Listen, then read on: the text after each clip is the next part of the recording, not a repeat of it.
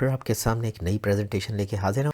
जैसा कि आप स्क्रीन के ऊपर देख सकते हैं, what is black hole in simple words, what are the parts of black hole, event horizon क्या है या सिंगुलैरिटी क्या है, ये भी हम देखेंगे थोड़ा सा।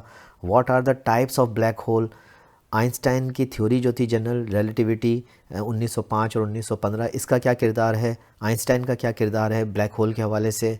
फिर जो कार्ल श्वार्ज़चाइल्ड नामी साइंसदान है, इसने आखिर इस हवाले से क्या किया कि इसका बहुत ज़्यादा नाम लिया जाता है। इसका कार्ल श्वार्ज़चाइल्ड सॉल्यूशन जो कहलाता है उसको भी देखेंगे, उसका रेडियस देखेंगे। इसके अलावा इवेंट होराइजन नामी टेलीस्कोप है, उसका क्या किरदार है, जेम्स वेब टेलीस्कोप ये क्या चीज़ है, इसको भी देखेंगे थोड़ा सा। और इसके साथ साथ जो है वो स्टीवन हॉकिंग ने ब्लैक होल के हवाले से क्या किया वो भी हम थोड़ा सा देखेंगे। इसको अगर आप जुड़े रहेंगे तो आपको बहुत अच्छा कॉन्सेप्ट मिल जाएगा कम वक्त के अंदर और बिल्कुल कंसाइज। मैं हूं Mohammad Naufal Safan, belongs to sir Naufal's academy. अगर आपको मेरा वीडियो पसंद आ रहा है तो प्लीज़ लाइक सब्सक्राइब ज़रूर कर दीजिएगा।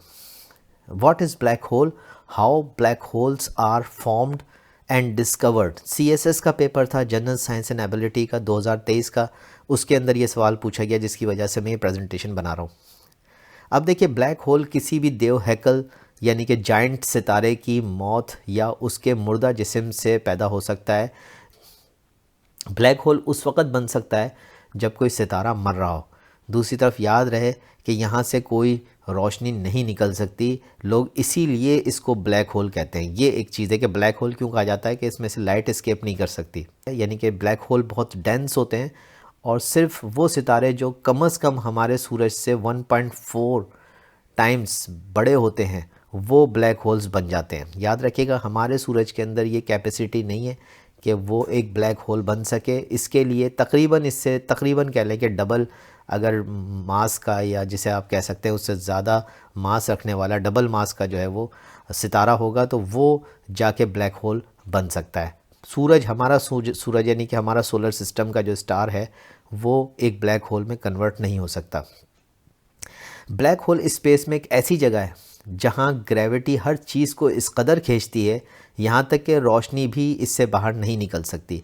यानी ग्रेविटी इतनी मजबूत होती है कि यहाँ मैटर को एक छोटी सी चीज़ की तरह से बुरी तरह से दबाया जाता है और वो सिकुड़ जाता है। यानी कि आप यूँ समझ लीजिए कि एक बहुत बड़े मास रखने वाले स्टार का वॉल्यूम जो है वो ज़ीरो हो जाए तो आप अंदाज़ा कर सकते हैं कि एक सूरज से डबल साइज़ के मास रखने वाला कोई स्टार और उसका वॉल्यूम ज़ीरो हो जाए तो वो कितना ज़्यादा डेंस हो जाएगा। यानी कि वॉल्यूम उसका ना होने के बराबर, वॉल्यूम अगर किसी आम स्टूडेंट के समझ में नहीं आ रहा है तो वॉल्यूम साइज़ को कहते हैं कि उसका साइज़ बिल्कुल आलमोस्ट ज़ीरो हो जाए और उसका मास फिर भी मौजूद रहे, उतना ही मास हो जितना कि हमारे सूरज से डबल साइज़ के सूरज में हो।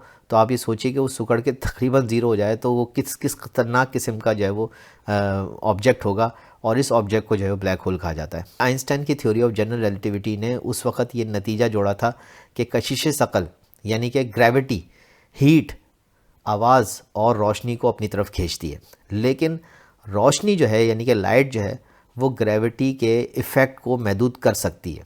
आइंस्टाइन की थ्योरी ऑफ जनरल रिलेटिविटी के दो पार्ट्स हैं।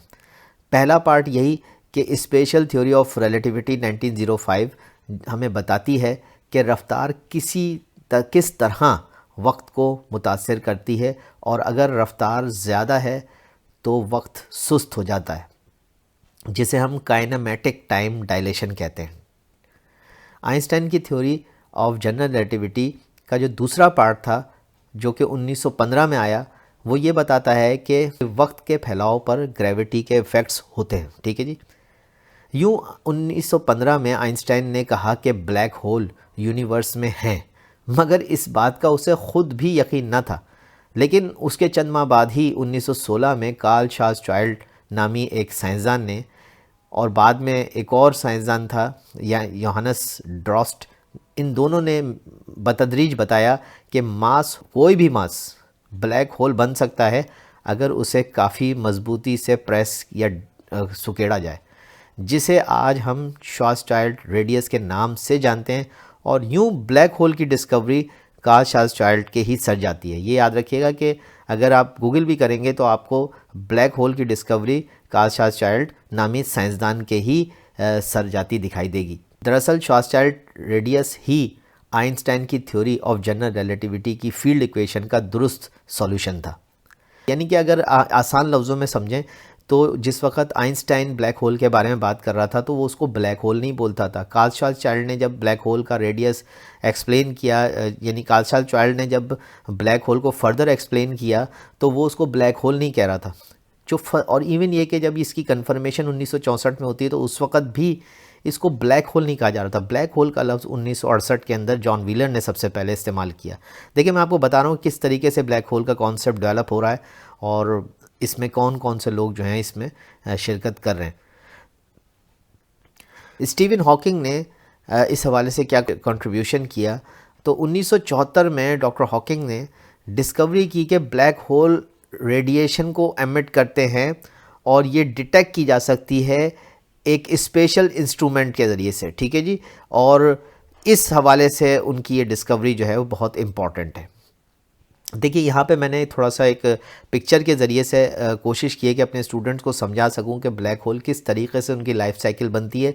इस तरफ आपको जो ये येलो कलर में एवरेज स्टार नज़र आ रहा है, ये यूँ समझ लीजिए कि हमारे सूरज जैसे स्टार्स हैं और ये जो स्टार्स होते हैं ये कभी भी ब्लैक होल नहीं बन सकते। देखिए, सेटलर नेबुला आपको नज़र आ रहा है, ये गैस के झुरमट हैं, यानी कि यहाँ पे गैसें जमा हो गई हैं और ये गैसें ही हैं जिनमें आग लग जाती है और ये आग जो है वो एक सितारे को जन्म लेती है। अब फिर ये सितारा जब अपनी उम्र पूरी करता है तो ये एक रेड जाइंट के अंदर तब्दील हो जाता है, यानी कि इसका जो मौत आ रही है, इसको जब ये अपने मौत के करीब होता है तो एक रेड जाइंट में तब्दील हो जाता है। उसके बाद ये प्लैनेटरी नेबुला के अंदर और फिर ये वाइट ड्वार्फ बन जाता है, लेकिन ये कभी भी ब्लैक होल में कन्वर्ट नहीं होगा।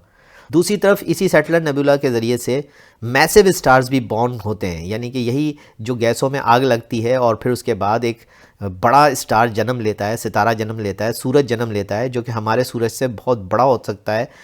इवन ये कि कई बिलियन टाइम्स जो है वो बड़ा हो सकता है।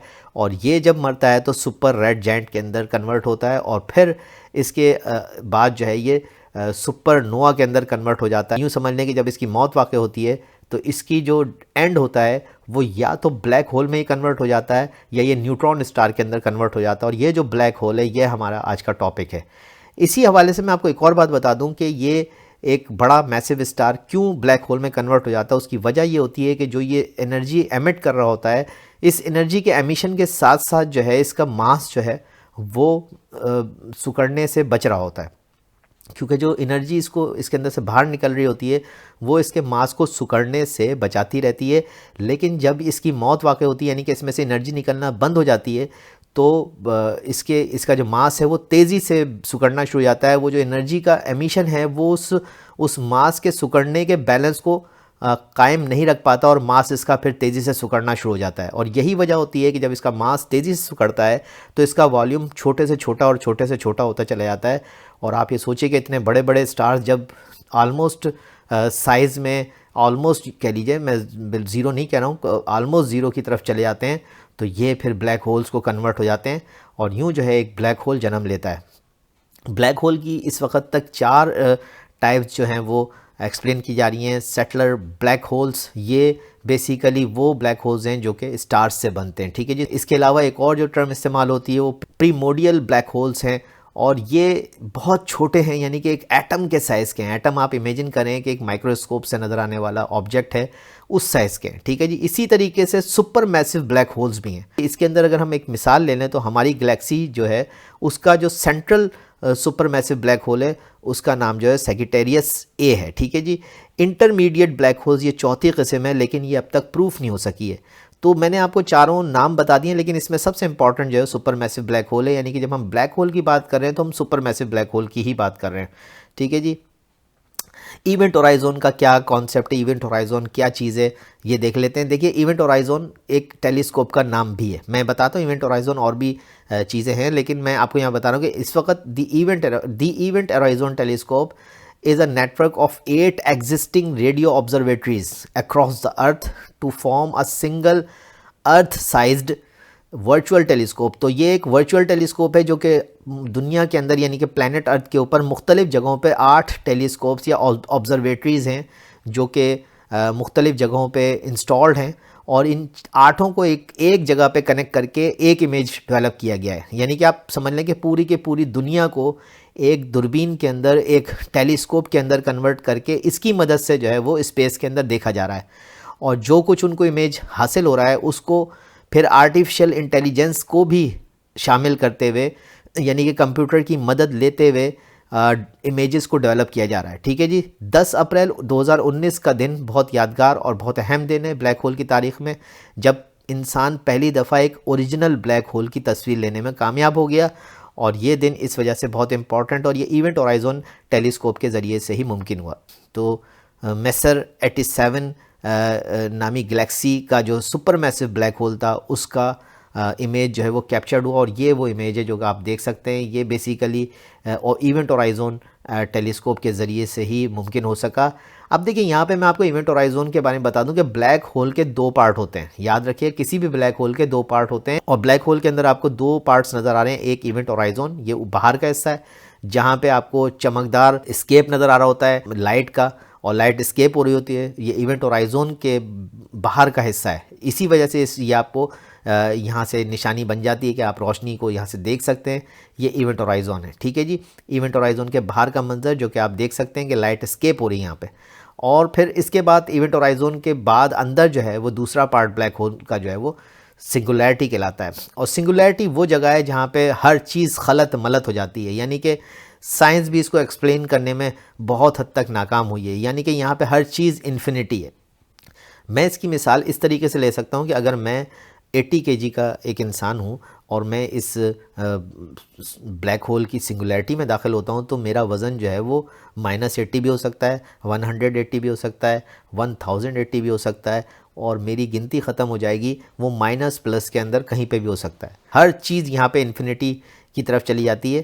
अगर कोई चीज़ यहाँ सिंगुलैरिटी में गिर जाए तो, और ब्लैक होल के अंदर अगर वो कैप्चर हो गई तो सिंगुलैरिटी के अंदर गिर जाती है, और अगर वो सिंगुलैरिटी में गिर जाए तो फिर आप ये समझ लीजिए कि वहाँ पे हर चीज़ इन्फिनिटी है। ठीक है जी। अब देखिए एक और बहुत इंपॉर्टेंट चीज़ जो ब्लैक होल्स के टॉपिक के अंदर आती है, वो अभी हालिया तौर पे जेम्स वेब नामी टेलीस्कोप है जो कि 2021 के अंदर खला में स्पेस के अंदर लॉन्च कर दी गई।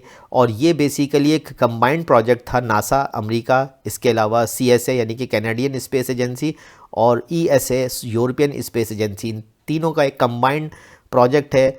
और ये नासा की जानिब से इसको स्पेस के अंदर लॉन्च किया गया। जेम्स वेब टेलीस्कोप इसका नाम है। 25 दिसंबर 2021 को ये लॉन्च हुई स्पेस के अंदर। जो इम्पोर्टेंस है कि ये ब्लैक होल के हवाले से भी बहुत सारी आपको इन्फॉर्मेशन प्रोवाइड कर रही है। इससे पहले हबल टेलीस्कोप जो है वो पहले से स्पेस के अंदर मौजूद थी, लेकिन हबल टेलीस्कोप और जेम्स वेब टेलीस्कोप की जो अगर आप यहाँ पे इस तस्वीर के अंदर देखें तो आपको नज़र आएगा कि हबल टेलीस्कोप जो है वो बेसिकली अर्थ के गिर्द चक्कर लगा रही है, यानी कि इसका जो ऑर्बिट है वो अर्थ के गिर्द है। लेकिन जो स्पेस वेब नामी ये जो सैटेलाइट टेलीस्कोप है, ये बेसिकली सूरज के गिर्द जो है चक्कर लगा रही है। अगर आप ये देखें तो सूरज के गिर्द इसका चक्कर है, इसका ऑर्बिट सूरज के गिर्द है। और इस तस्वीर के अंदर भी आप इसको बहुत अच्छे से देख सकते हैं कि ज़मीन से स्पेस वेब का जो फासला है वो भी इसके अंदर एक्सप्लेन किया गया है। और हबल टेलीस्कोप आपको नज़र आ रही है जो कि ज़मीन के गिर्द जो है वो चक्कर लगा रही है, जबकि ये वो तस्वीर है जो कि स्पेस वेब टेलीस्कोप की अपनी तस्वीर है। तो इसी वजह से इस स्पेस वेब टेलीस्कोप का जो स्कोप है वो बहुत बड़ा है। इससे साइंसदानों को बहुत ज़्यादा उम्मीद है कि बहुत सारी इन्फॉर्मेशन फ्यूचर के अंदर जेम्स वेब स्पेस टेलीस्कोप आइंदा फ्यूचर के अंदर, इस वजह से कि ये सूरज के गिर्द इसका ऑर्बिट है, ये बहुत बड़ा ऑर्बिट है, तो इस वजह से ये बहुत सारी इन्फॉर्मेशन एस्ट्रोनॉमर्स को फ्यूचर में प्रोवाइड करेगी। तो ये मेरी प्रेजेंटेशन थी। अगर आपको ये प्रेजेंटेशन पसंद आई तो प्लीज़ लाइक और सब्सक्राइब कर देगा। Thank you very much.